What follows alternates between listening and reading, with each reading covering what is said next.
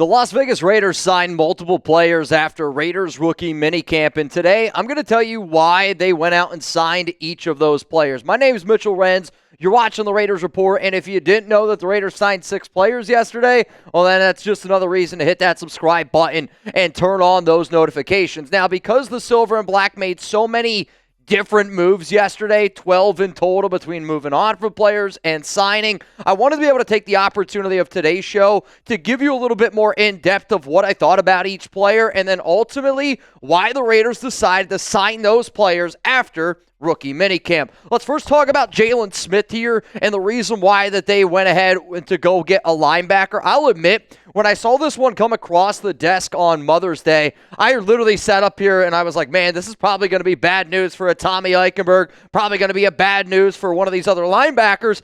Turned out it was bad news for Amari Burney. They moved on from him. To me, though, when I look at Jaylon Smith, the reasons why the Raiders went this route, the first one, the coaching connection.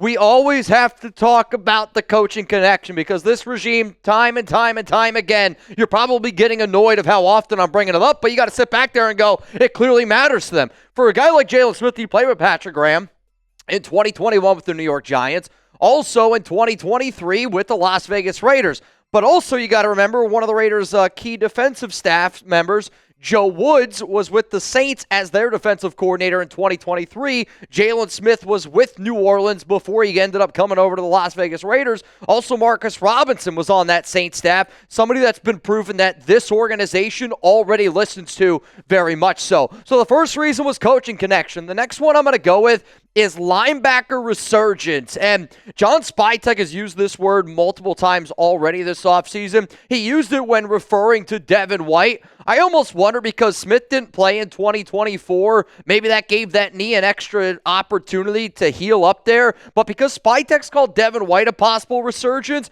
I almost wonder if Patrick Graham is going to try to do the exact same thing here for the 29-year-old Jaylon Smith. Because if you want to talk about players, again, I'm a Penn State guy, and one of my best buddies, he's a Notre Dame dude, and there was always a huge rivalry when I was growing up, Penn State, Notre Dame. If there was a player from Notre Dame that I wish the injury never would have happened to, I do really think Jaylon Smith deserves to be on that list. Let's go to the next reason here why I think that the Raiders ultimately made this move, an inexperienced linebacker room. And we're going to talk about another player here in a minute, and you're going to see very similar talking points. But I do wonder if the Las Vegas Raiders, who went into rookie minicamp with just a multitude of different looking linebackers, said, you know what, we're going to figure what we got in some of these young dudes, and if we don't like what we see, then we're going to go out and we're going to add some more bodies, because Devin White and Landon Roberts are really the only players that have really been able to prove that they can be on an NFL roster. Besides those two names, there's not another name on here that I would say really gives the Raiders any confidence that they can go out there and get it done. I'm hoping Cody Lindenberg can do it. You guys know I'm very high on Amari Gaynor. I'll be real. I'm higher on Amari Gaynor than I am Jaylon Smith.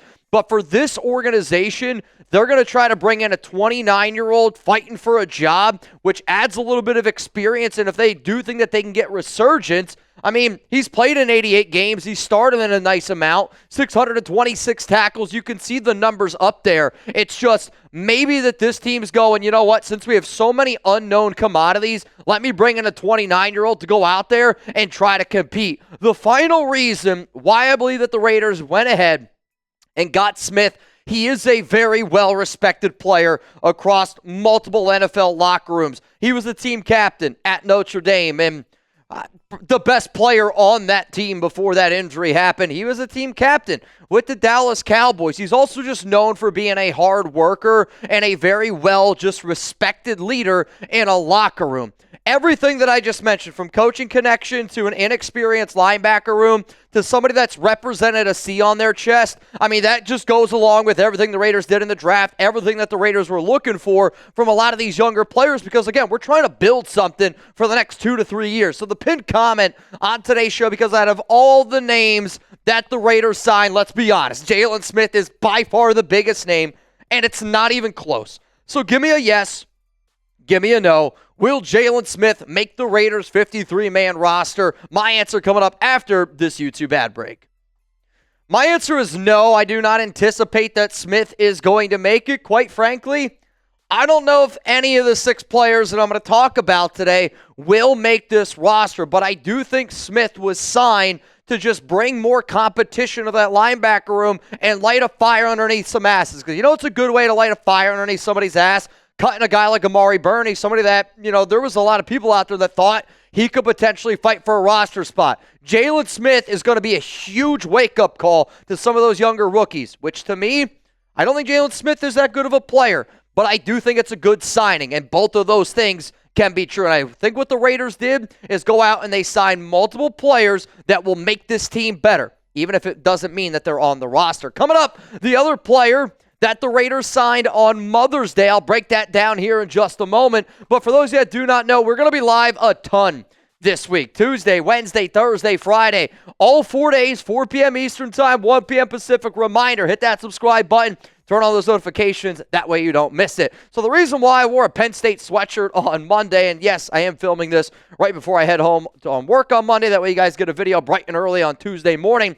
Aaron Wilson reported that the Raiders went out and they signed former Penn State football safety Jonathan Sutherland. Huge shout out to Aaron Wilson, friend of Chat Sports. But Sutherland was somebody when the Raiders brought him in, I don't know if many people knew about it because, again, it happened on Mother's Day. It also happened right after Jaylon Smith signed, and I don't know about y'all. I never heard the name Jonathan Sutherland. At least I never would have heard of it if I didn't watch Penn State football. So Sutherland worked out with the Raiders over the weekend. He was signed by the Raiders again on Sunday, May 11th. It became officially official on May 12th.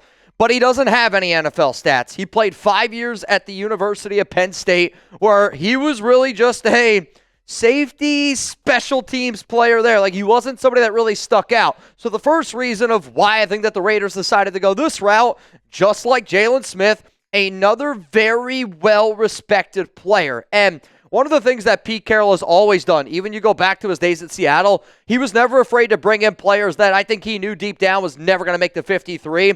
And I know this, Jonathan Sutherland deep down isn't going to make the 53, but guess what? He was a 4-year captain at Penn State. Sutherland and quarterback Sean Clifford are the only 2 Penn State players ever to be a 4-time team captain. That's very noteworthy. And he is a very hard-working special teams player. So when you see all those attributes that Sutherland's going to be able to bring to the table, that should be all right, that makes a lot of sense. But what's the other thing that we already know? Coaching connection. The coaching connection with Sutherland is Pete flippin' Carroll. Back in 2023, Sutherland had the opportunity to be on the Seattle Seahawks practice squad. And again, didn't get any time. He has yet to step foot on an NFL field during the regular season. But he's somebody that gives you special teams value, and he's somebody that's going to go out there and work his freaking tail off. If you're trying to get the most out of your linebacker room, you go sign somebody that works his tail off in Jaylon Smith to get the most out of your linebackers. If you're also trying to, light a spark underneath some people's butts at safety and in that special teams room, you also go out and get a guy like Jonathan Sutherland to do that. And then the final reason is just inexperienced safety room. It is, dude. From top to bottom, there is a lot of unknown commodities in here. And if you have a lot of unknown commodities, instead of going out maybe and signing a big-name guy, I'm not going to lie, I'd still like a Julian Blackmon, a Justin Simmons, a Quandre Diggs. But if you don't want to go that route because you want to save money, go out and get another player that's going to make the entire room a little bit better. And I think that that's the ultimate plan of Jaylon Smith and Jonathan Sutherland. So I want to know down below, what is your one-word reaction, one word to describe the Raiders signing of going out and getting Sutherland? My answer for my one word, it's got to be this. It's got to be compete. And Sutherland's going to make guys compete. Jaylon Smith's going to make guys compete. If you didn't see all the viral videos of Pete Carroll, John Spytek, and this regime at Raiders rookie minicamp, it kind of reminded me of college two-a-days, high school two-a-days. You don't see the amount of intensity being brought to the table on a daily, timely basis in the NFL like you do in those high school, college. Pete Carroll brought it, and I think a lot of players knew. I talked to a few rookies over the weekend. They told me it was a lot more than what I expected in a good way. Coming up next year, though, I'm going to tell you why. The Raiders also signed Jahfari Harvey, Ketron Jackson Jr., Keyshawn Smith, and then Wesley Steiner. I'll be honest, I don't have as much information on these 4 players compared to my information on the other 2. That's just because I had an extra 24 hours to accumulate some more info on those other players. But I'm going to do my best here to break down why I think the Raiders signed each of these players. First, let's go to Jahfari Harvey. He's a versatile edge who also had opportunities at SMU the year before. was able to actually drop back into coverage. And, you know, a player that I've described multiple times on the show is a Kyle Van Noy and Andrew Van Ginkel.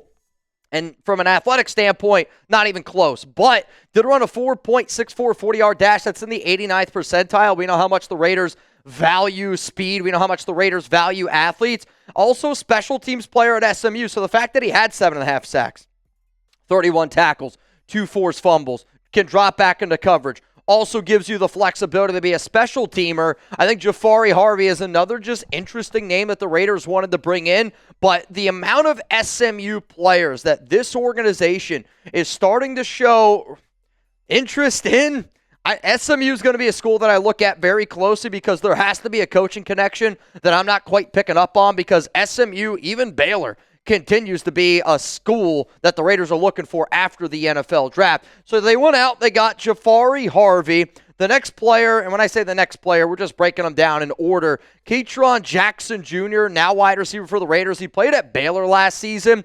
If there's one thing that this wide receiver room is doing, and I spoke about this on a podcast last weekend, and I was just like, it tells me that this Raiders team wants to add length, and they want to be able to add length at the receiver position. He's over 6'3". Also, averaged 19.7 yards per catch in 2024. They want field stretchers. They don't want teams to be able to stack the box. Also, third Baylor player signed after the draft. So you got Baylor ties. You got SMU ties. But look at how many new faces and new names are on this Raiders wide receiver depth chart, because going into free agency, I think all of us would have said that, yeah, there's a lot of really unknown commodities at receiver for the Raiders. Trey Tucker, Jacoby Myers, anything besides that, it was, Randall Keaton, see you later. DJ Turner, see you later. A lot of unknown proven players, but not a lot of length. Good athletes, not a lot of length. Tyreek McAllister, not a lot of length.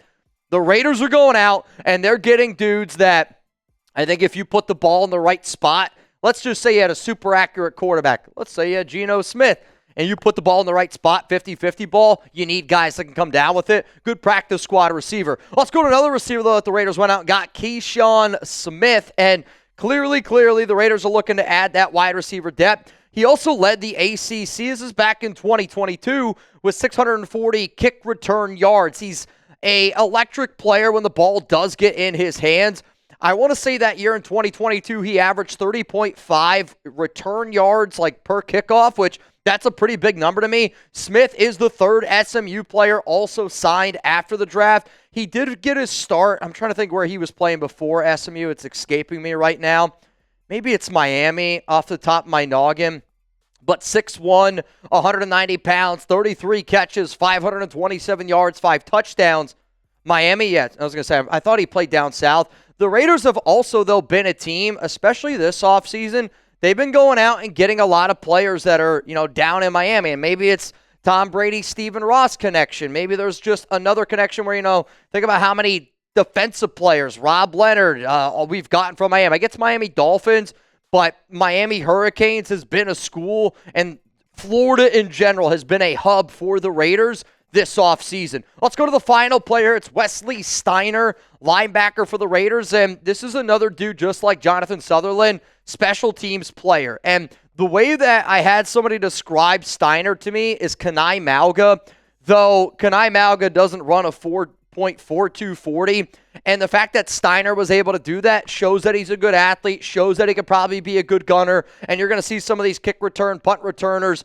That's honestly one of the biggest things that I think the Raiders are trying to figure out right now is maybe what their special teams unit's looking for. So go out and you get a bunch of different bodies that can just be some, fresh bodies out there in practice, because that's what you got to figure out now. Some of these fresh bodies and gunners, special teams, it just opens up the world of possibilities for a lot of these other rookies that you have on the team. And if all you're trying to do is just put bodies out there on the field, I think you go out and you add very athletic, high competition players that could potentially give you an option at multiple different positions, whether it be linebacker, whether it be safety, whether it be kick return or punt return. Wesley Steiner is an interesting name, but I think all 6 of these players who the Raiders did officially sign on May 11th are really just practice squad / camp bodies for the offseason. I'll be real. I will say I think the player that's got the best chance to make it, well, how about this actually? Comment down below, out of the 6 players that you see on screen, who is the best Raiders signing? I imagine most of y'all are going to say Jaylon Smith, but hey, you always surprise me. That's what I love about the nation. You're going to get hit with one more YouTube ad break on this stream. While that ad is playing, I want you to go on down and tell me who you think the best Raiders signing is. After that YouTube ad break, I'm actually going to rank these players 1 all the way down to 6, just in terms of who I believe is going to be the best suited for the silver and black this entire offseason. Number 1 on my list is going to be Jaylon Smith, and it's just got to be Smith. Number 2, I'm going to go with the edge rusher, and I'm trying to think off the top of my head. I got Jahfari Harvey at number 2. At number 3, I ended up ranking Ketron Jackson. Number 4 was Jonathan Sutherland. 5 was Wesley Steiner. And then 6, I ended up putting Ketron Smith. You could debate me on 2 through 5. I'm not going to get mad at about it. It's just overall the notes I have gathered, where I think that they fit with this team, and just the best chance to help out the Raiders. But when I say best chance to help out the Raiders, I mean what makes this team the best, not which player is going to end up making the 53. Because I don't think any of the players make the 53. Appreciate all y'all tuning in. Reminder, I am going to be live later on today, 4 p.m. Eastern Time, 1 p.m. Pacific. I don't want you to miss it.